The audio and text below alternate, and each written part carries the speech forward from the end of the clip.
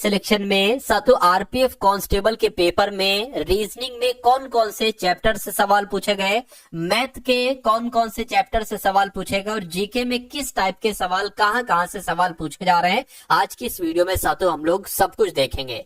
तो अगर अभी तक आपका आरपीएफ का पेपर नहीं हुआ है और साथियों अगली शिफ्ट में किसी शिफ्ट में आपका पेपर है और आपका मेहनत के साथ इस पेपर को पास करना चाहते हैं, तो इस वीडियो के हर एक सवाल का जवाब आपके मनोमस्तिष्क में होना चाहिए। ठीक है ना। तो सबसे पहले हम लोग साथियों जीके देखेंगे, उसके बाद करंट अफेयर देखेंगे, उसके बाद रीजनिंग देखेंगे और उसके बाद मैथ देखेंगे। चलिए, तो पहला सवाल आपकी स्क्रीन पर है करके विश्व जल दिवस कब मनाया जाता है। तो आपका जवाब अगर 22 मार्च है तो मैं कहूंगा बिल्कुल सही हो जाएगा।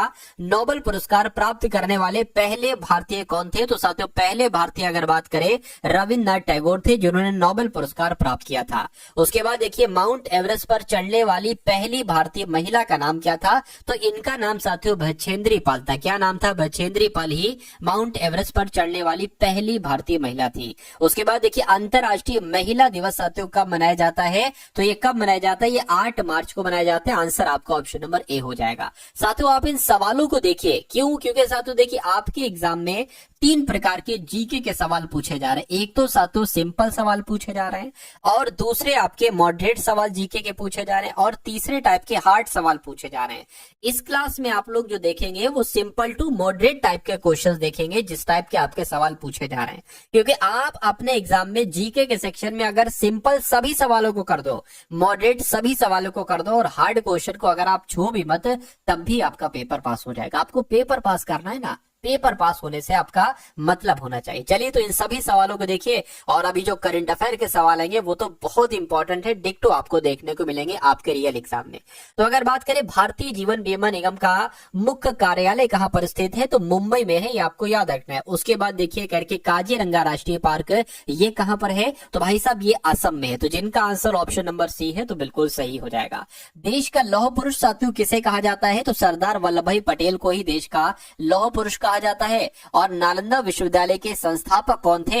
तो कुमार गुप्त ही साथियों नालंदा विश्वविद्यालय के संस्थापक थे, ये भी आपको याद रखना है। महान सम्राट अशोक ये किस वंश के थे। तो ये मौर्य वंश के थे। किस वंश के थे साथियों? ये अशोक जो था ये मौर्य वंश के थे। उसके बाद देखिए कह रहे भारतीय रिजर्व बैंक का मुख्यालय कहां पर है। तो भारतीय रिजर्व बैंक का मुख्यालय मुंबई में है। उसके बाद देखिए कह रहे रेहंद बांध साथियों किस राज्य में स्थित है, बताइए। तो ये तो यूपी में स्थित है, उत्तर प्रदेश में है रेहंद बांध, ये आपको ध्यान रखना है। अगला सवाल देखिए कह रहे चोल शासकों की भाषा क्या थी। तो चोल शासकों की भाषा क्या थी साथियों? तमिल थी। क्या?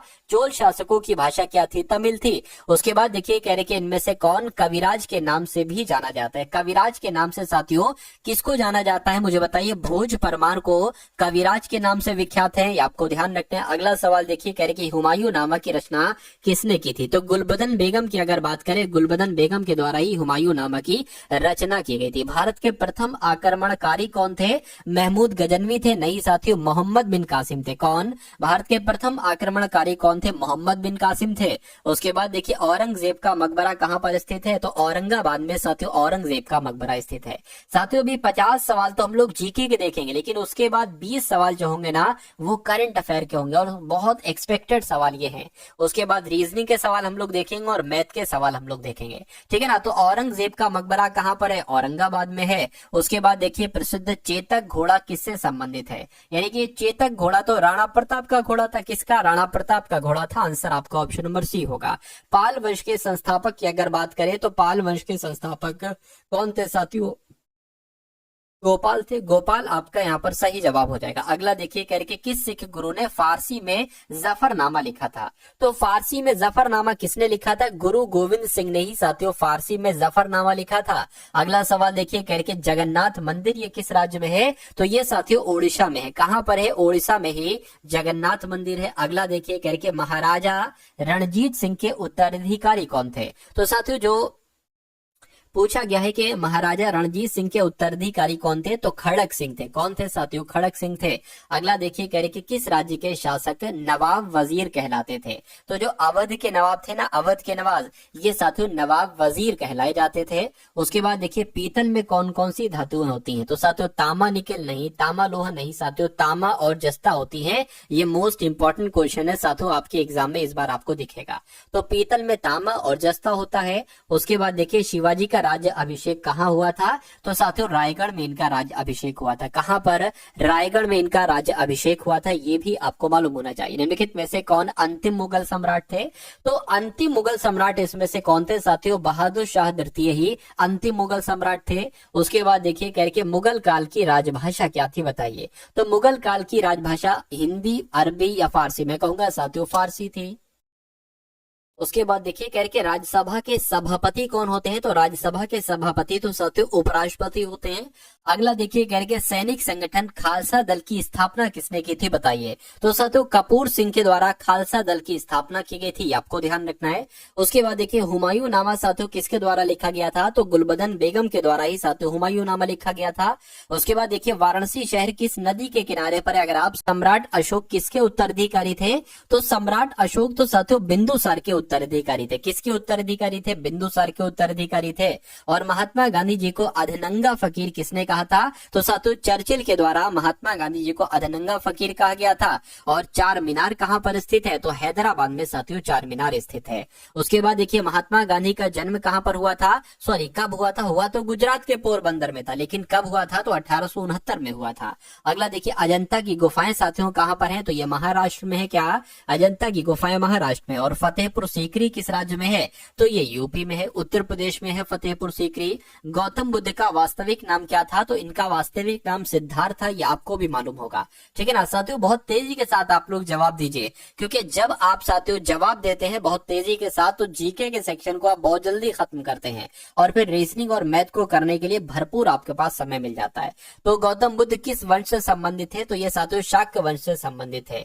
अगला देखिए अंतर्राष्ट्रीय मजदूर दिवस कब मनाया जाता है, तो 1 मई को ही साथियों अंतर्राष्ट्रीय मजदूर दिवस मनाया जाता है, ये आपको ध्यान रखना है। अगला देखिए करके कौन संत महाराष्ट्र से थे, तो अगर बात करते हैं साथियों तुकाराम की, तो ये जो तुकाराम थे ये महाराष्ट्र से थे। अगला देखिए करके किसने कहा था दिल्ली अभी दूर है, तो ये तो साथियों निजामुद्दीन औलिया साहब का कथन था कि दिल्ली अभी दूर है। उसके बाद देखिए ईसा मसीह का जन्म कहां पर हुआ था, तो बैथलेहम में साथियों इनका क्या, बैथलहेम में इनका क्या हुआ था, जन्म हुआ था। नेक्स्ट नंबर का सवाल करके न्याय दर्शन के लेखक कौन है, तो गौतम ही साथियों न्याय दर्शन के लेखक हैं। अगला देखिए शास्त्रीय संगीत कहां से लिया गया है, तो ये साथियों सामवेद से लिया गया। कहां से, ये सामवेद से लिया गया साथियों शास्त्रीय संगीत। नेक्स्ट नंबर का सवाल है करके मुखौटा नृत्य का संबंध किस नृत्य से है, तो यहाँ पर अगर बात करें साथियों कथकली से। ये सवाल अगर आपसे पूछा जाए तो कथकली आपको बता देना होगा। सबसे प्राचीन वाद्य यंत्र कौन सा है, तो मैं कहूंगा वीणा ही सबसे प्राचीन वाद्य यंत्र है। और मोनालिसा क्या है, तो मोनालिसा क्या है साथियों, एक चित्र ही तो है, एक पिक्चर है,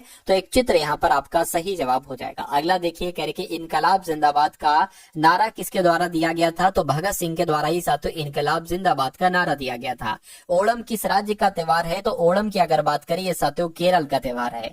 अगला देखिए कह रहे महान सम्राट अशोक किस वंश के थे, तो ये साथियों मौर्य वंश के थे। किस वंश के थे, ये साथियों मौर्य वंश के थे, ये आपको यहाँ पर मालूम होना चाहिए भाई। बहुत बढ़िया, वेरी गुड क्लास। चलिए अब उसके बाद देखते हैं साथियों नेक्स्ट नंबर के सवाल हैं। अब यहाँ से साथियों करंट अफेयर के सवाल आपके सामने शुरू हो चुके हैं। तो कहा जा रहा है साथियों बैंडेड रॉयल तितली की खोज कहां पर की गई है, तो अभी हाल फिलहाल में ही साथियों त्रिपुरा में बैंडेड रॉयल तितली की खोज की गई है, ये आपको ध्यान रखना है। अगला देखिए करके इंडस फूड 2025 प्रदर्शनी का आयोजन कहां पर किया जाएगा, तो साथियों ग्रेटर नोएडा में किया जाएगा। क्या, इंडस फूड प्रदर्शनी 2025 का आयोजन ग्रेटर नोएडा में किया जाएगा, ये सवाल आपसे पूछा जा सकता है। नेक्स्ट नंबर का भी सवाल आप लोग देख लीजिए, कह रहे कि भारतीय एथलेटिक्स महासंघ के अध्यक्ष कौन बने हैं, तो साथियों कौन बनेंगे, इनका नाम है बहादुर सिंह सागू। और बहादुर सिंह सागू ही भारतीय एथलेटिक्स महासंघ के अध्यक्ष बनेंगे। तो जब तक आपके एग्जाम में सवाल हो सकता है बन चुके हो तब तक। अगला देखिए करके दिल्ली में राजघाट के पास गांधी दर्शन आर्ट गैलरी का उद्घाटन जो किया गया है वो किसके द्वारा किया गया है, वो ओम बिरला के द्वारा किया गया है। राइट आंसर आपका ऑप्शन नंबर सी हो जाएगा, ठीक है ना। चलिए अब उसके बाद देखिए अगला सवाल आपकी स्क्रीन पर कह रही है ब्रिक्स समूह का 10वां पूर्ण सदस्य कौन बना है? तो कौन सा देश साथियों बना है? इंडोनेशिया बना है। आंसर आपका ऑप्शन नंबर ए होगा। अगला सवाल आपकी स्क्रीन पर है, देखिए साथियों आपने अगर वीडियो को लाइक नहीं किया है तो रिक्वेस्ट आपसे करूंगा वीडियो को लाइक कर दीजिए, और अगर आप लोग चैनल पर नए हैं तो चैनल को भी आप लोग सब्सक्राइब कर दीजिएगा, और एक प्यारा सा कमेंट कर दीजिए साथियों कि ये क्लास आपको कैसी लग रही है, क्योंकि अभी करंट अफेयर चल रहे हैं, उसके बाद रीजनिंग होगी और फिर मैथ होगी, ठीक है ना। अगला सवाल कह रहे कहाँ विश्व की सबसे वृद्ध महिला टोमिको इटूका का निधन हुआ है? तो कहाँ की बात चल रही है? जापान में विश्व की सबसे वृद्ध महिला टोमिको इटूका का निधन हुआ है। ये भी इंपॉर्टेंट सवाल है, आपके एग्जाम में आएगा। उसके बाद देखिए कह रहे कि किरण जाधव ने लक्ष्य कप में 10 मीटर एयर राइफल में कौन सा पदक जीता है? तो इन्होंने स्वर्ण पदक जीता है। कौन सा पदक साथियों? स्वर्ण पदक जीता है। अब उसके बाद देख लीजिए अगले नंबर का सवाल आपके स्क्रीन पर है, कह रहे कि रायथू भरोसा योजना, क्या रायथू भरोसा योजना के अंतर्गत कौन सी राज्य सरकार किसानों को अब हर वर्ष प्रति एकड़ 10,000 की जगह 12,000 रुपए देगी? तो ये काम साथियों तेलंगाना ने किया है। तेलंगाना राज्य सरकार ने किसानों को अब हर वर्ष प्रति एकड़ 10,000 की जगह 12,000 रुपए की सहायता देगी। और कौन सी योजना के अंतर्गत? रायथू भरोसा योजना के अंतर्गत। किस देश के राष्ट्रपति ने देश के अधिकांश तटीय क्षेत्रों में अपतटीय तेल और गैस ड्रिलिंग पर प्रतिबंध लगाने की घोषणा की है? तो मैं कहूंगा साथियों अमेरिका देश के राष्ट्रपति ने यह काम किया है, और अमेरिका आपका इस सवाल का बिल्कुल सही जवाब हो जाएगा। उसके बाद देखिए कहा जा रहा है कि कौन 2023 में दुनिया का छठा सबसे बड़ा कपड़ा और परिधान निर्यातक देश बना? तो अपना भारत बना। भारत आपका सही जवाब हो जाएगा। अमेरिका के सर्वोच्च नागरिक सम्मान यानी कि प्रेसिडेंशियल मेडल ऑफ फ्रीडम से किसे सम्मानित किया गया है? तो साथियों किसे सम्मानित किया गया है? जॉर्ज सोरोस को सम्मानित किया गया है। ये भी आपको ध्यान रखना है। अगला सवाल देखिए कह रहे दुनिया का तीसरा सबसे बड़ा मेट्रो रेल नेटवर्क वाला देश कौन बन चुका है? तो साथियों कौन सा देश बन चुका है? अपना देश भारत बन चुका है। यानी कि दुनिया का तीसरा सबसे बड़ा मेट्रो रेल नेटवर्क वाला देश अपना भारत बन चुका है। अगला सवाल आपकी स्क्रीन पर करके यानी कि भारत का पहला जैविक मत्स्य पालन क्लस्टर ये कहाँ शुरू किया गया? तो साथियों सिक्किम में शुरू किया गया। भारत का पहला जैविक मत्स्य पालन क्लस्टर ये कहाँ पर शुरू किया गया है? तो सिक्किम में शुरू किया गया है। उसके बाद देखिए करके प्रधानमंत्री नरेंद्र मोदी ने किस केंद्र शासित प्रदेश में केंद्रीय आयुर्वेद अनुसंधान संस्थान के नए भवन की आधारशिला रखी है? तो यहाँ पर आपका जवाब दिल्ली हो जाएगा, ठीक है ना। दिल्ली आपका सही जवाब हो जाएगा। कहाँ? पल्लास बिल्ली का पहला फोटोग्राफिक प्रमाण मिला है? तो साथियों कहाँ पर मिला है अगर आपसे पूछा जाए तो हिमाचल प्रदेश आपको बता देना है कि पल्लास बिल्ली का पहला फोटोग्राफिक प्रमाण कहाँ पर मिला है? तो हिमाचल प्रदेश में मिला है। अगला सवाल कह रही कि किस देश के प्रधानमंत्री ने इस्तीफा दिया है? तो मैं कहूंगा साथियों किस देश की बात चल रही है? फटाफट आप लोग बताने की कोशिश कीजिए। कनाडा देश की बात चल रही है, यानी कि कनाडा देश के प्रधानमंत्री ने अभी हाल फिलहाल में इस्तीफा दिया है। अगला सवाल करके किस राज्य सरकार ने बेमौसम बारिश को प्राकृतिक आपदा घोषित किया है? तो मैं कहूंगा साथियों कि यहाँ पर आपका राइट आंसर ओडिशा हो जाएगा। ओडिशा राज्य सरकार ने बेमौसम बारिश को प्राकृतिक आपदा घोषित किया है। उसके बाद देखिए करके कहाँ 2025 का पहला जल्लीकट्टू आयोजन शुरू हुआ है? तो यहाँ पर अगर बात करें साथियों तो तमिलनाडु आपका सही जवाब हो जाएगा, और जिनका भी आंसर ऑप्शन नंबर ए है तो बिल्कुल करेक्ट है। अगला सवाल देखिए कह रहे कि 2024 में साइबर हमलों का दूसरा सबसे अधिक लक्षित देश साथियों बना है? तो कौन सा बना है? मैं कहूंगा भारत, अपना भारत बना है, ठीक है। यानी कि 2024 में साइबर हमलों का दूसरा सबसे अधिक लक्षित देश जो बना है वो अपना भारत बना है। एशिया के सबसे बड़ा एयर शो एरो इंडिया 2025 का आयोजन कहां पर किया जाएगा? तो इसका आयोजन साथियों कहां पर किया जाएगा? आपसे ये कुल मिला के पूछा जा रहा है। तो बेंगलुरु में इसका आयोजन किया जाएगा। किसका आयोजन? एरो इंडिया 2025 का आयोजन बेंगलुरु में किया जाएगा। उसके बाद देखिए 38 में राष्ट्रीय खेलों की मशाल को क्या नाम दिया गया है? तो इसको साथियों तेजस्विनी नाम दिया गया। क्या नाम दिया गया साथियों? तेजस्विनी नाम दिया गया है। ये आपको यहाँ पर याद रखना है। अब उसके बाद देखिए साथियों, यहाँ से आपके सामने रीजनिंग के क्वेश्चन शुरू हो चुके हैं। तो किस टाइप के साथियों सवाल आपके आरपीएफ कांस्टेबल में पूछे जा रहे हैं, ये आप लोग यहाँ पर देखिएगा। रीजनिंग के कैसे सवाल साथियों पूछे जा रहे हैं, देखिए आपको एक आकृति दी जाएगी और इसमें 3 आपको दिए जाएंगे पार्ट, आपको दिया जाएगा चौथे पार्ट में साथियों कौन सी आकृति आएगी, ये वाली, ये वाली, ये वाली, या साथियों ये वाली। अब देखिए यहाँ पर एक लाइन है और यहाँ पर भी नहीं, यहाँ पर भी, तो यहाँ पर एक लाइन है तो मैं कहूंगा यहाँ कहीं एक लाइन आएगी, और ये सर्किल बना हुआ है तो उसके ऊपर सर्किल भी आएगा। तो साथियों सर्किल यहाँ पर कहीं नहीं दिख रहा है तो ये नहीं हो सकता। सर्किल आना चाहिए ऐसे करके, लेकिन ये ऐसे करके तो ये गलत हो जाएगा। एक या तो ये सही हो सकता है या साथियों आपका ये सही हो सकता है, दो में से कोई एक आपके यहाँ पर सही हो सकते हैं, ठीक है ना। चलिए कोई दिक्कत नहीं है। तो यहाँ पर अगर साथियों हम लोग बात करें, अब देखिए ये जो है ना, ये इसमें बिल्कुल सेम है, लेकिन यहाँ पर का डिफरेंस है, एक ये चीज और एक ये चीज। ये बिल्कुल कोने पे लगा हुआ है ये, लेकिन ये थोड़ा हटा हुआ है, और मैं कहूंगा यहाँ पर भी हटा हुआ है, यहाँ पर भी हटा हुआ है, और यहाँ पर भी हटा हुआ है। तो मैं कहूंगा हटा हुआ वाला आएगा, और हटा वाला कहाँ पर आपको दिख रहा है, ऑप्शन नंबर सी वाले में दिख रहा है। तो इस प्रकार जिनका भी आंसर ऑप्शन नंबर सी के साथ था तो बिल्कुल करेक्ट हो जाएगा। अगला सवाल आपकी स्क्रीन पर है। ऐसे भी सवाल साथियों आपसे पूछे जा रहे हैं, कह रहे कि पहले ए बी है, ठीक है, उसके बाद एक्स और डब्ल्यू हो गया है, और उसके बाद ई और एफ हो गया है, और उसके बाद आपको बताने कौन से 2 लेटर आएंगे, और उसके बाद आई और जे होना चाहिए, और फिर साथियों पी और ओ होना चाहिए। तो यहाँ पर अगर बात करें साथियों क्या लॉजिक लगेगा, थोड़ा सोच कर मुझे बताइए। देखिए ए बी से एक्स डब्ल्यू पे जाने से बेहतर यह है कि आप ए से ई पर चले जाओ और बी से ई पर चले जाओ, सॉरी बी से एफ पर चले जाओ। क्यों? क्योंकि ए से ई पर जाओगे तो 4 बढ़ेगा, और बी से डब्ल्यू पर, बी से एफ पर जाओगे तब भी 4 बढ़ेगा, ठीक है। उसी प्रकार अगर ई से आई पर हम चले जाते हैं तब भी साथियों 4 बढ़ाना पड़ेगा, और एफ से जे पर जाते हैं साथियों तब भी 4 बढ़ाना पड़ेगा। तो मैं कहूंगा जब यहाँ पर 4 बढ़ाया गया है तो यहाँ पर भी 4 बढ़ाया जाएगा, ठीक है ना।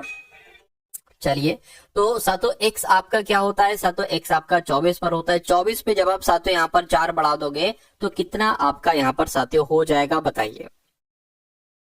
चलिए तो x में जब साथियों 4 बढ़ाओगे तो y, z, a और b, तो b आ जाएगा यहाँ पर, लेकिन b आप देख पा रहे होगे ऑप्शन में कहीं पर नहीं है। तो ऐसा तो नहीं 4 इसमें घटाया जा रहा है। तो अगर x में साथियों जब हम 4 घटाते हैं तो t आता है, ठीक है। w में साथियों जब हम यहाँ पर 4 घटाएंगे तो कितना आ जाएगा, तो आपका s आ जाएगा। तो साथियों ts क्या यहाँ पर आना चाहिए, बिल्कुल ts ऑप्शन में भी है। तो ऑप्शन नंबर डी आपका अगर जवाब है तो मैं कहूंगा आंसर आपका बिल्कुल करेक्ट है। उसके बाद देख लीजिए अगले नंबर का सवाल है जो कि बहुत इंपॉर्टेंट है। कह रहे कि कुछ स्क्रीन डिस्प्ले है, तो जैसा जैसा कहा जा रहा है वैसा वैसा हम करते जा रहे हैं। कह रहे कि कुछ स्क्रीन डिस्प्ले है, तो साथियों मान लेते इतनी स्क्रीन क्या हो जाएंगी, डिस्प्ले हो जाएंगी, ठीक है। उसके बाद कहा गया है कि सारे मॉनिटर डिस्प्ले हैं, सारे मॉनिटर साथियों जो है ना वो डिस्प्ले है। तो एक काम करिए इसको थोड़ा बड़ा बनाइए फिर आप, ठीक है। कुछ स्क्रीन क्या हो गई, कुछ स्क्रीन आपकी साथियों यहाँ पर डिस्प्ले हो गई, ठीक है, डिस्प्ले हो गए। और क्या कहा जा रहा है कि सारे मॉनिटर डिस्प्ले हैं, तो ये साथियों आपके क्या हो गए, मॉनिटर हो गए। और कह रहे कि सारे मॉनिटर बॉक्स हैं, तो ये सारे मॉनिटर जो है ना, ये सारे मॉनिटर क्या हो गए साथियों, सारे मॉनिटर बॉक्स हो गए। तो अब आपके कथन बन चुके हैं। तो अब आप निष्कर्ष को देख लीजिए और बता दीजिए कौन सा सही है कौन सा गलत है। कह रहे कि कुछ डिस्प्ले बॉक्स हैं, कुछ डिस्प्ले किधर गई, ये डिस्प्ले बॉक्स हैं, तो कुछ डिस्प्ले बॉक्स है, ये बात तो बिल्कुल सही है, कुछ डिस्प्ले बॉक्स है। कुछ मॉनिटर स्क्रीन है, तो कुछ मॉनिटर स्क्रीन नहीं है। मॉनिटर ये है, स्क्रीन ये है, तो साथ में कुछ मॉनिटर स्क्रीन नहीं है, तो ये आपका गलत हो जाएगा। यानी कि केवल एक अनुसरण करता है, ऐसा कहां पर लिखा हुआ है, ऐसा आपका ऑप्शन नंबर डी में लिखा हुआ है। साथियों अगर आप साथियों अपने एग्जाम आरपीएफ कांस्टेबल को पास करना चाहते हैं तो मैं कहूंगा कि जितने भी क्वेश्चंस मैं आपको अब से लेकर आपके एग्जाम तक करवा रहा हूं, सभी के सभी कॉन्सेप्ट आपको देखना है, क्योंकि सवाल जो आता है ना वो कॉन्सेप्ट पर आधारित आता है। जैसे कि इस सवाल की अगर बात करें, ऐसा ही सवाल आएगा लेकिन स्क्रीन की जगह पर कुछ और शब्द कर दिया जाएगा, डिस्प्ले की जगह पर कुछ और शब्द कर दिया जाएगा, मॉनिटर की जगह पर कुछ और शब्द कर दिया जाएगा। तो अगर आप ये सवाल पढ़ोगे तो इन शब्द की जगह पर चाहे कुछ कर दिया जाए, कॉन्सेप्ट अगर आपकी समझ में है तो सवाल आप बहुत आराम से कर लोगे। ऐसी सवाल आएगा लेकिन नंबर थोड़े बहुत हो सकता है इधर उधर हो। तो ये चीजें बेसिक चीजें साथियों अगर आप समझते हो तो मैं कहूंगा पेपर कोई बहुत मुश्किल नहीं है साथियों आरपीएफ के पेपर को पास करना।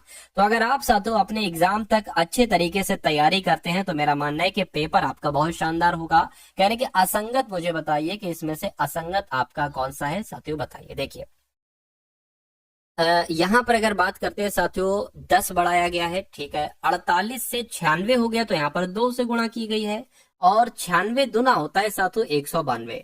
तो मतलब यहाँ पर भी 2 से गुणा की गई, यहाँ पर भी 2 से गुणा की गई। तो एक काम करिए, यहाँ पर भी आप 2 से गुणा करिए, और असंगत फिर पता क्या हो जाएगा, देखिए अगर साथियों यहाँ पर अगर, ठीक है, यहाँ पर अगर हम 2 से गुणा करें तो यहाँ पर हमें 24 रखना पड़ेगा। यानी कि क्या पता 38 38 जो लिखा हुआ ये असंगत हो, इस 38 की जगह पर 24 नंबर अगर आ जाता है तो 24 की 2 से गुणा कराओगे तो 48 आएगा, 48 की 2 से गुणा कराओगे 96 आएगा, 96 की 2 से गुणा कराओगे तो 192 आएगा। तो मैं कहूंगा असंगत कौन सा है, 38 नंबर यहाँ पर असंगत है, और 38 की जगह पर 24 आना चाहिए था। उसके बाद देख लीजिए अगला सवाल आपकी स्क्रीन पर, कह रहे कि एक विशेष कोड में BANK को CBOL लिखा जाता है, CORE को DPSF लिखा जाता है, तो CARD को क्या लिखा जा सकता है साथियों बताइए। अब दिमाग चलाने की आपको जरूरत यहाँ पर नहीं है, सीधा सा B से C हुआ है, A से B हुआ है, N से O हुआ है, K से L हुआ है, यहाँ पर भी वही हुआ है, बिल्कुल वही हुआ है, C से D और O से P हुआ है।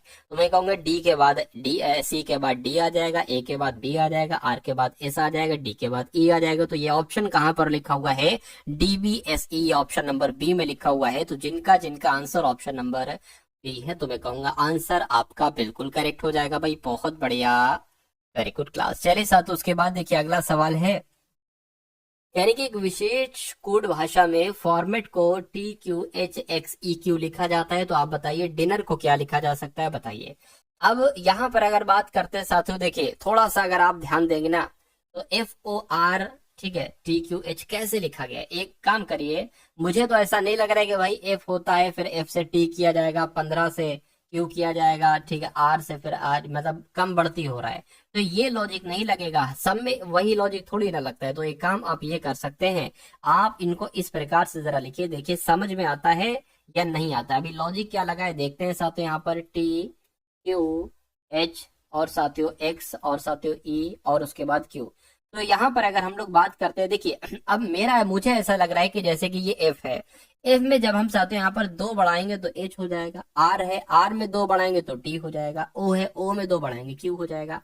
उसी प्रकार यहाँ पर M में 2 बढ़ाएंगे तो क्या Q होगा, M में 2 नहीं बढ़ाएंगे, फिर यहाँ पर देखिए यहाँ पर 4 2 वाला लग रहा है तो यहाँ पर 4 वाला लगेगा, टी में 4 बढ़ाएंगे तो कितना आएगा, एक्स आएगा, ए में 4 बढ़ाएंगे तो ई आएगा। तो यही चीज आपको यहाँ पर लगा लेनी साथियों, DINNER, यानी कि साथियों अगर अब यहाँ पर देखिए 2 बढ़ेगा, 2 बढ़ेगा तो यहाँ पर पी आ जाएगा, यहाँ पर अगर बात करें डी में 2 बढ़ेगा तो एफ आ जाएगा, और आई है यहाँ पर 2 बढ़ेगा तो के आ जाएगा। तो पी के एफ कहाँ पर लिखा हुआ है, पी के एफ साथियों कहाँ पर 2-3 ऑप्शन में लिखा हुआ है। खैर अब यहाँ पर 4 बढ़ाना है, 4 बढ़ाओगे तो वी आ जाएगा, इसमें साथियों 4 बढ़ाओगे तो आर आ जाएगा, इसमें 4 बढ़ाओगे तो आई आ जाएगा। तो आपको देखना है साथियों कि पी के एफ वी आई आर कहाँ पर लिखा हुआ है, ऑप्शन नंबर ए में लिखा हुआ है। तो जिनका आंसर ऑप्शन नंबर ए के साथ था तो मैं कहूंगा आंसर आपका बिल्कुल करेक्ट हो जाएगा। उसके बाद देखिए साथियों अगला सवाल आपकी स्क्रीन पर है। साथियों वीडियो को अगर लाइक नहीं किया तो वीडियो को लाइक कर दीजिए, और चैनल पर अगर आप लोग नए हैं तो चैनल को भी रेड कलर में लिखा होगा सब्सक्राइब का बटन दबा दीजिए।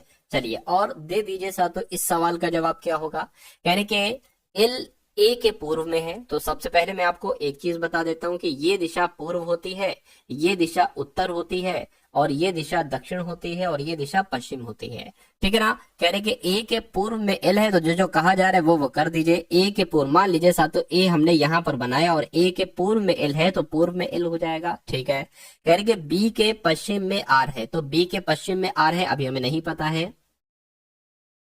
ठीक है, बी के पश्चिम में क्या कहा गया है, बी के पश्चिम में यहाँ पर आर कहा गया, अभी हमें नहीं पता है तो रोक दीजिए। कहने कि जो एल के दक्षिण में है, अच्छा एल के दक्षिण में है यहाँ पर बात कही गई, ये जो का मतलब पता क्या होता है, दूसरे वाले के लिए, पहला वाला ये है, दूसरा वाला ये है, यानी कि बी की बात चल रही है। एल के दक्षिण में कौन है, बी है, तो जाहिर सी बात है बी यहाँ पर आ जाएंगे बिल्कुल। उसके बाद कह रहे अच्छा देखिए बी के पश्चिम में आर है, तो बी के पश्चिम में कौन हो जाएगा, आर हो जाएगा, तो ये आपका यहाँ पर आर आ जाएगा। ठीक है, कोई दिक्कत नहीं है। बी के पश्चिम में, ठीक है ना, बी के पश्चिम में आर है, बी के पश्चिम में आर हो गया, जो एल के दक्षिण में है, जो एल के दक्षिण में हो गया। कह रहे के जो कि आर और बी के मध्य में, अच्छा आर और बी के मध्य में कौन है, के है तो के यहाँ पर आ जाएगा, ठीक है। कहने के ए के दक्षिण में है, ए के, अच्छा ए के दक्षिण में, तो एक काम आप ये करिए, एक काम आप ये करिए साथियों, ठीक है, ये आर है ना, ये इसको थोड़ा सा और बढ़ाया जाएगा, ठीक है, इसको थोड़ा और बढ़ाया जाएगा, यानी कि ये चीज यहाँ पर लाई जाएगी, तो आर यहाँ पर बनेगा। और उसके बाद कहा गया था कि आर और बी के मध्य में कौन है, के है, तो के यहाँ पर आएगा। और कहा गया है कि ए के दक्षिण में, तो ए के दक्षिण में साथियों के है, यानी कि एल के संदर्भ में किस दिशा में है आर, तो एल के संदर्भ में किस दिशा में आर साथियों, इस दिशा में है, तो ये दिशा क्या कहलाई जाती है साथियों, ये दिशा आपकी पश्चिम और दक्षिण कहलाई जाती है, पश्चिम दक्षिण कह लो या दक्षिण पश्चिम कह लो।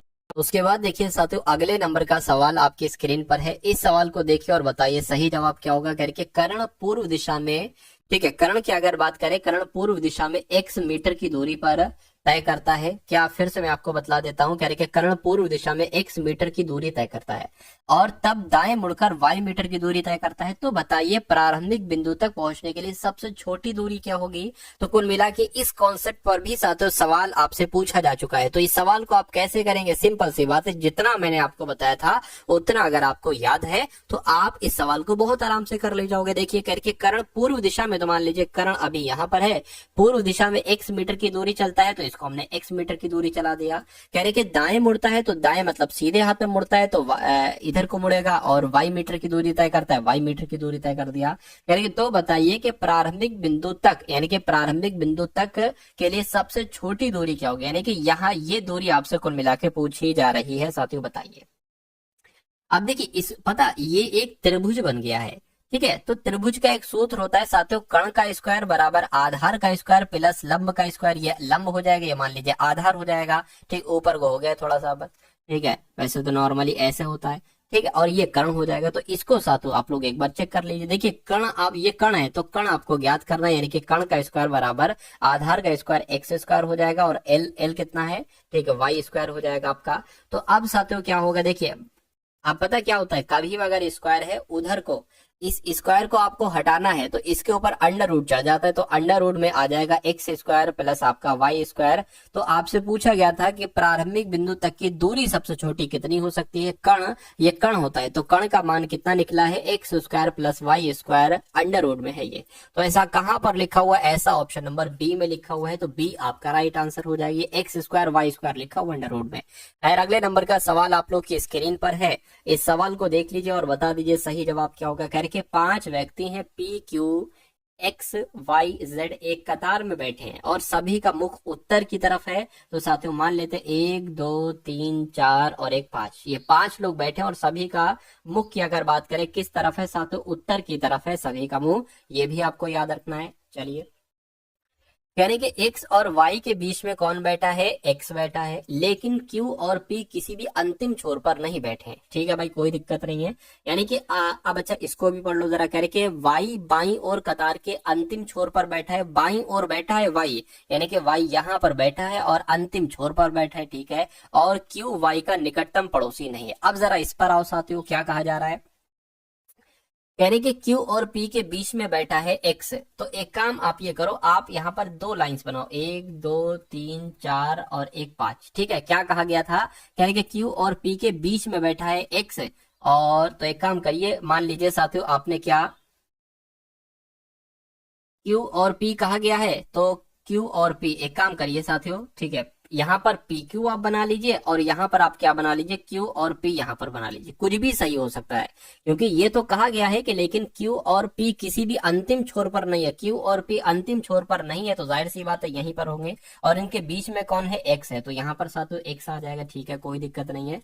यानी कि ये हो चुका है, यानी कि y बाई और कतार के अंतिम छोर पर है, y बाई और कतार पर अंतिम छोर पर है, और Q जो है ना y का निकटतम पड़ोसी नहीं है, कहने के Q जो है ना, ये Q y का निकटतम पड़ोसी नहीं है, तो साथियों Q y का निकटतम पड़ोसी नहीं है, y आपका ये है, ये तो ये गलत हो जाएगा, यहीं पर से गलत हो गया साथियों। तो y p x q, और यहाँ पर जो एक बचा हुआ है वो क्या है, z है, तो z यहाँ पर आ जाएगा। तो सवाल पूछा जा रहा है कि इनमें से कौन सी जोड़ी चरम छोरों पर है, चरम छोरों पर इधर एक y है और इधर z है, तो y z आपका आंसर हो जाएगा, y z कह लो या z y कह लो, बात एक ही है। तो इस प्रकार का ये सवाल आपकी समझ में आया ना साथियों, आपके एग्जाम में पूछा जाएगा। उसके बाद देख लीजिए अगला सवाल डायरेक्शन का सवाल है, कह रही कि एक स्त्री एक बिंदु से चलना शुरू करती है, मान लीजिए यहाँ से चलती है और 15 किलोमीटर दक्षिण की ओर जाती है, तो 15 किलोमीटर ये दक्षिण की तरफ चली गई और वो बाएं मुड़ जाती है और 12 मीटर, ये क्या लिखा हुआ है, अच्छा ये कुछ नहीं है, 12 मीटर चलती हैं, ठीक है। तो वो बाएं मुड़ गई, ठीक है, बाएं मुड़ जाती हैं, क्या कहा गया है,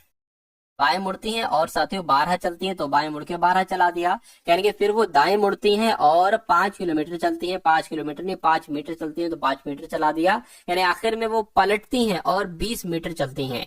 पलटती हैं मतलब अभी वो इधर जा रही थी, अब वो इधर जाने लगेंगी, पलट जाती हैं और 20 चलती हैं, तो 20 चल के कुल मिला के यहाँ पर आ जाएंगी वो, क्योंकि 5 ये हो गया आपका और मान लीजिए 15 आपका ये हो गया, ठीक है। तो 20 कुल मिला के दूरी हो गई है, ठीक है। तो कह रहे हैं कि वह आरंभिक बिंदु से कितनी दूरी पर है, यानी कि आरंभिक बिंदु ये थी, इसमें कितनी दूरी पर है कुल मिला के पूछा जा रहा है। देखिए जो दूरी ये होगी वही दूरी ये होगी, ये दूरी 12 है तो ये भी दूरी 12 मीटर हो जाएगी, यानी कि 12 मीटर आपके सवाल का बिल्कुल सही जवाब हो जाएगा। साथियों आप मेरे आंसर देने से पहले आप अपना आंसर देते हैं तो मैं कहूंगा बहुत अच्छी बात आपकी हो जाएगी, ठीक है ना। चलिए अब इस सवाल की अगर बात करते हैं, कथन आपके सामने है। कथन में कहा गया है कि यदि आप टंकण में निपुण हैं, टंकण में एक्सपर्ट हैं, तो हम आपको लिपिये श्रेणी में भर्ती कर लेंगे। एक ये कंपनी का विज्ञापन है, कंपनी ये कह रही है। उसके बाद पूर्व अनुमान आपके यहां से शुरू होते हैं, पूर्व अनुमान 1 और पूर्व अनुमान 2, ठीक है ना। अब बताना है कौन सा पूर्व अनुमान सही है। कह रहे कि लिपिक के लिए एक रिक्त पद है, बिल्कुल सही बात है। कह रहे हैं ना कि आप अगर टंकण में निपुण है तो हम आपको लिपिये श्रेणी में भर्ती कर लेंगे, तो यानी कि वैकेंसी है, रिक्त पद है, तो ये सही हो जाएगा, ठीक है। उसके बाद कह रहे हैं कि कंपनी केवल टंकण जानने वालों को ही भर्ती करेगी। अब देखिए यदि आप टंकण में निपुण हैं, ठीक है, टंकण में यहां पर जो कहा गया है वो तो ये कहा है कि भैया अगर आप टंकण में निपुण हैं तो आपको हम भर्ती कर लेंगे, तो कंपनी केवल टंकण जानने वालों को भर्ती करेगी, ये बात भी बिल्कुल सही, क्योंकि वो कह रही है कि अगर टंकण वाले हो तब आना वरना मत आना। तो मैं कहूंगा पूर्व अनुमान 1 और 2 दोनों अंतर्निहित हो जाएगा, यही आपका सही जवाब हो जाएगा। उसके बाद देख लीजिए साथियों, नेक्स्ट नंबर का सवाल है। कह रहे कि एक कूट भाषा में पिंक को ब्लू, मतलब पिंक के मायने ब्लू हैं, मतलब पिंक को ब्लू लिखा जाता है, ब्लू को येलो लिखा जाता है, येलो को रेड लिखा जाता है और रेड को व्हाइट लिखा जाता है, व्हाइट को ब्लैक लिखा जाता है। तो मोल का रंग क्या होगा? अरे भाई मोल का रंग यहाँ पर क्या होता है? मोल मतलब होता है तिल और मोल का रंग होता है साथियों ब्लैक, तो यहाँ पर ब्लैक लिखा जाएगा। लेकिन ब्लैक को यहाँ पर क्या कहा गया है? ब्लैक को एक तरीके से यहाँ पर व्हाइट कहा गया, क्योंकि व्हाइट के मायने ब्लैक है तो ब्लैक के मायने व्हाइट है, तो व्हाइट आपका कुल मिला के आपका बिल्कुल करेक्ट आंसर हो जाएगा भाई। बहुत बढ़िया, वेरी गुड क्लास। चलिए साथियों अब उसके बाद देखिए अगले नंबर का सवाल आपकी स्क्रीन पर है। कहा जा रहा है कि HLPT को EOMW लिखा जाता है, तो SWAE को क्या लिखा जाएगा ये आपको कुल मिला के यहाँ पर मुझे बताना है, बताइए। अब देखिए प्लेस वैल्यू अगर हम बात करें, H 8 पर होता है, L 12 पर होता है, P 16 पर होता है, T 20 पर होता है, ठीक है। उसके बाद E की बात करें, E और OE 5 पर होता है, O 15 पर होता है, M 13 पर होता है, W 23 पर होता है। अब यहाँ पर देखिए ये 8 से 5 हुआ यानी कि 3 घटाया गया, ये 12 से 15 हो गया 3 बढ़ाया गया, यानी कि पहले 3 घटाया गया फिर 3 बढ़ाया गया, फिर 16 से 13 हुआ है 3 घटाया गया और फिर से साथियों 3 बढ़ा दिया गया। तो मैं कहूंगा यही लॉजिक यहाँ पर लगेगा, पहले 3 इसमें घटा है तो पहले 3 इसमें घटाओगे तो साथियों आपका क्या आ जाएगा? इसमें 3 घटाओगे तो P आ जाएगा, ठीक है। और W में 3 बढ़ाओगे तो साथियों Z आ जाएगा, ठीक है। A में 3 अगर घटाओगे तो X आ जाएगा और E में 3 बढ़ाओगे तो H आ जाएगा। तो ये कहां पर लिखा हुआ है? PZX H कहां पर लिखा हुआ है? ऑप्शन नंबर डी में लिखा हुआ है, तो ये आपका सही जवाब है। अगला सवाल देखिए आपकी स्क्रीन पर, इस सवाल को देख लीजिए और बता दीजिए कि आपका सही जवाब क्या हो सकता है। कह रहे कि जडेजा उत्तर दिशा की ओर 3 किलोमीटर चलकर बाएं ओर मुड़ जाती, तो जैसा जैसा कहा जा रहा है वैसा वैसा हम करते जाएंगे। तो मान लीजिए साथियों जडेजा यहाँ पर है, जडेजा उत्तर दिशा में 3 किलोमीटर चलती हैं और बाएं ओर मुड़ जाती हैं, तो साथियों हमने इनको बाएं ओर मोड़ दिया और 7 किलोमीटर चलती हैं, 7 किलोमीटर चल गई है। यानी कि फिर बाईं ओर मुड़कर 6 किलोमीटर चलती हैं, तो 3 चलेंगी यहाँ तक और 3 चलेंगी यहाँ तक, यानी कि 6 किलोमीटर चलती, और फिर वो फिर से बाएं ओर मुड़कर 7 चलते हैं, यानी कि बाएं ओर मुड़कर 7 चलेंगे तो जाहिर सी बात है यहाँ पर पहुंच जाएंगी। यानी कि जडेजा का मुंह किस दिशा में है? तो जडेजा का मुंह तो साथियों इस दिशा में, और ये दिशा क्या होती है? ये दिशा पूर्व कहलाई जाती है। तो कुल मिला के अगर बात करें पूर्व आपका जिनका भी आंसर है तो मैं कहूंगा आंसर आपका बिल्कुल करेक्ट हो जाएगा। उसके बाद देखिए अगला सवाल कहा जा रहा है कि एक व्यक्ति की ओर इशारा करते हुए एक किशोर मिश्र बोलते हैं, क्या बोलते हैं साथियों, कहते हैं कि इनके पिता की एकमात्र पुत्री के पति मेरे ससुर हैं। कह रहे कि किशोर मिश्र की पत्नी उस व्यक्ति से साथियों कैसे संबंधित होगी, आपसे पूछा जा रहा है। अब देखिए यहाँ पर सिंपल सी बात है कि एक व्यक्ति की ओर इशारा करते हुए कहा जा रहा है, तो मान लीजिए वो व्यक्ति ये हो जाएगा। व्यक्ति की ओर इशारा करते हुए कौन कह रहा है साथियों, किशोर कह रहे हैं। कौन कह रहे हैं साथियों, मान लीजिए किशोर कह रहे हैं, तो किशोर मिश्र क्या कह रहे हैं, किशोर मिश्र का कहना क्या है साथियों, कह रहे हैं कि इनके पिता यानी कि इस व्यक्ति के पिता, तो इस व्यक्ति के पिता कौन हो गए, ये हो गए इस व्यक्ति के पिता की एकमात्र पुत्री, तो इस व्यक्ति के पिता की एकमात्र पुत्री, ठीक है, इस व्यक्ति की कौन हो जाएगी, बहन हो जाएगी। इस व्यक्ति के पिता की एकमात्र पुत्री के पति, यानी कि इनके पति की बात चल रही है, इनके पति की बात चल रही है। इनके पति जो है ना मेरे ससुर है। अच्छा, इनके ससुर है। किशोर मिश्र कह रहे हैं कि इनके पिता की एकमात्र पुत्री के पति मेरे ससुर। अब इनके ससुर है, ये इनके ससुर है, मतलब क्या, मतलब ये कि इनकी कोई पत्नी होंगी, इस पत्नी के पिताजी हैं साथियों ये, तभी तो ऐसा हो पाएगा। तो कहा जा रहा है कि किशोर मिश्र की पत्नी का यानी कि इनका उस व्यक्ति से क्या संबंध है, तो भाई पिताजी हो गए, ठीक है, पिताजी हो गए एक तरीके से। उस किशोर मिश्र की पत्नी का उस व्यक्ति से क्या संबंध है, यानी कि वो व्यक्ति क्या कहेगा इनको, तो भाई साहब व्यक्ति क्या कहेगा, ये बहन हो गई, बहन के पति कौन हो गए, यानी कि जीजा जी हो गई, तो बहन की ये एक तरीके से पुत्री ही तो है, तो बहन की पुत्री को क्या कहा जाता है, बहन की पुत्री को भांजी कहा जाता है। तो इस प्रकार आपका आंसर अगर है ऑप्शन नंबर सी तो बिल्कुल करेक्ट है। तो यहाँ से साथियों आपके सामने अब मैथ के क्वेश्चन स्टार्ट हो चुके हैं, तो जितने सवाल रीजनिंग के आएंगे आपके एग्जाम में उतने ही सवाल मैथ के आपके एग्जाम में आएंगे। तो इन सभी सवालों को देखिए, इन कॉन्सेप्ट्स को समझिए, क्योंकि इन्हीं कॉन्सेप्ट पर आधारित आपसे प्रश्न पूछे जाएंगे, ठीक है ना। चलिए, कहा जा रहा है कि 3 घंटियां हैं जो क्रमशः 30, 45, 60 सेकंड यानी कि, ठीक है, इतने अंतराल पर बजती है। पहली घंटी बजती है 30 सेकंड, उसके बाद 45 सेकंड, फिर 60 सेकंड बाद बजती है। तो कहने कि अगर वे सभी एक साथ दोपहर में 1 बजे बजती हैं, तो वो एक साथ दोबारा किस समय बजेगी, 1:30 बजे, 1:12 पर, 1:24 पर, या 1:03 पर। कभी भी अगर आपसे ये सवाल पूछा जाए कि भाई इतने सेकंड इतने सेकंड इतने सेकंड के अंतराल पर घंटियां बजती हैं, तो वो 1 बजे बज रही है, 12 बजे बज रही है, 2 बजे बज रही है, तो वो अगली बार दोबारा एक साथ कब बजेगी। तो ये जो 3 जितनी भी ये संख्या है इनका आपको एलसीएम निकालना होता है, सबसे पहला काम आपको यही करना होता है। तो इनका साथियों आप क्या एलसीएम निकाल लीजिए, 2 से कट करेंगे तो 15 आ जाएगा, यहाँ पर 45 का 45 रहेगा, यहाँ पर साथियों 30 आ जाएगा।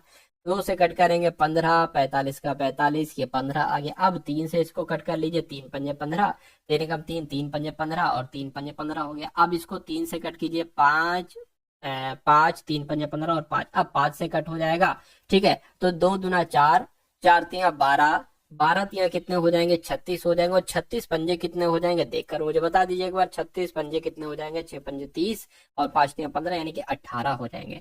तो मैं कह सकता हूं कि 180 सेकंड के बाद घंटियां बजेंगी, यानी कि अगर घंटियां 30 सेकंड, 45 सेकंड, 60 सेकंड के अंतराल पर बजती हैं, तो वो अगली बार कब बजेंगी, एक 18 सेकंड बाद बजेंगी। 18 सेकंड कह लो या साथियों 3 मिनट कह लो, क्योंकि 1 मिनट में 60 सेकंड होते हैं। यानी कि अगर 1 बजे बज रही हैं तो अगली बार वो 1:03 पर बजेंगे। तो 1:03 कहां पर लिखा हुआ है, ऑप्शन नंबर डी में लिखा हुआ है। अगला सवाल कह रहे कि आनंद और रवि एक काम को 12 दिन में करते हैं, ठीक है, करके रवि और चिन्मय उसी काम को 16 दिन में करते हैं, और चिन्मय और आनंद उसी काम को 48 दिन में करते हैं।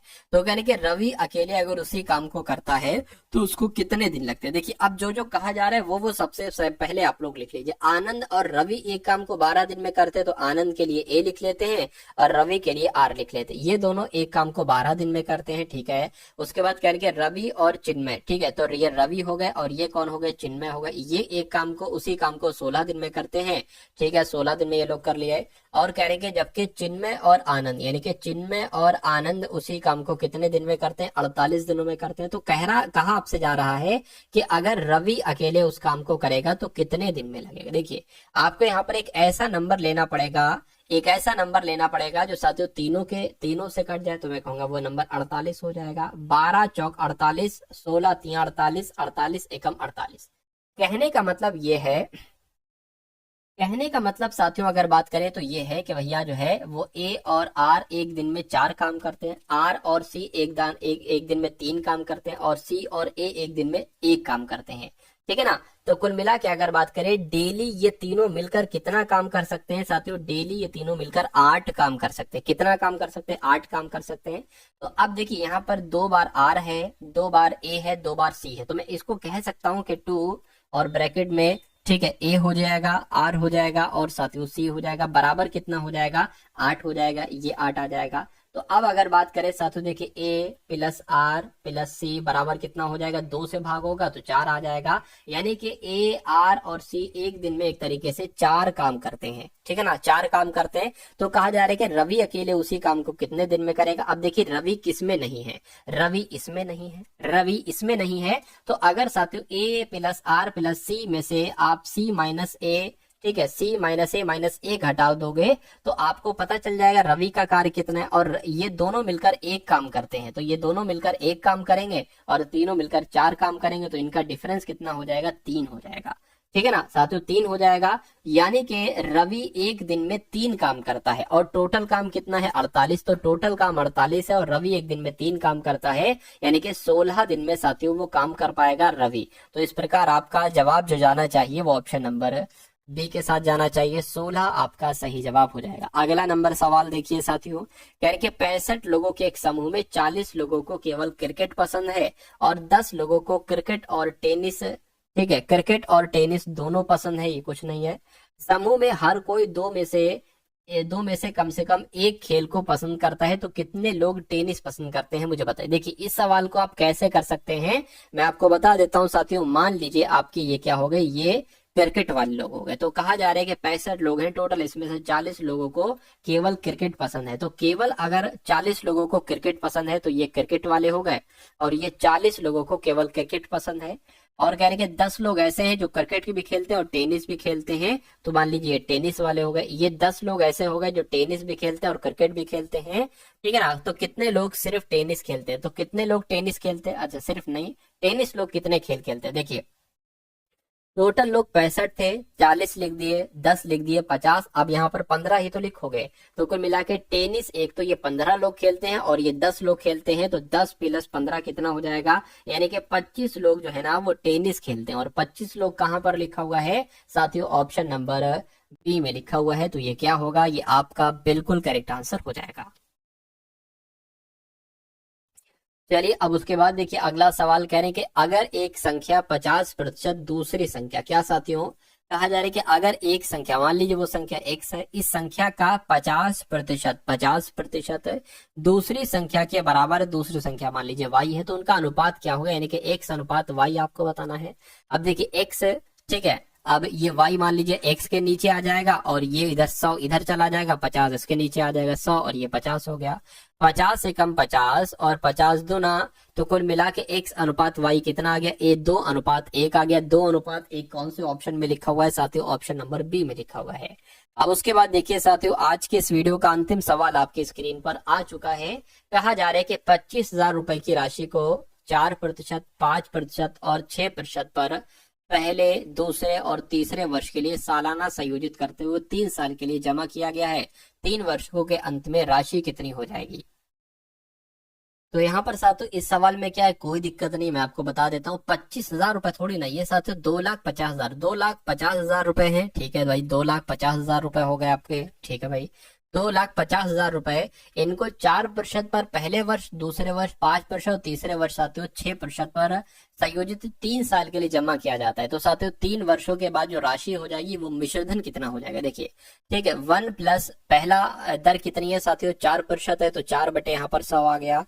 ठीक है, दूसरी अगर बात करें दूसरे वर्ष के लिए 5 है ना, तो 5 बटे 100 आ गया। तीसरे वर्ष के लिए 1 प्लस 6/100 ये आ गया। 3 वर्षों के लिए हो जाएगा। अब इसको अगर कट करें साथियों, देखिए कैसे कट करेंगे आप। ठीक, ये आपका 4 एकम 4, यहाँ पर 25 आ जाएगा। ठीक है, तो 25 से कम 25, ठीक है, 25 से कम 25, 25 और एक 26 बटे 25 आ गया यहाँ पर। 26 बटे यहाँ पर क्या आ गया साथियों? 25 आ गया, और गुणा में क्या आ गया? 2,50,000 यहाँ पर आ गया। चलिए कोई दिक्कत नहीं। उसके बाद इसी प्रकार अगर इसको करें 5 एकम 5, यहाँ पर 20 आ गया, 20 एकम 20 और 21/20 आ जाएगा, 21/20 आ गया।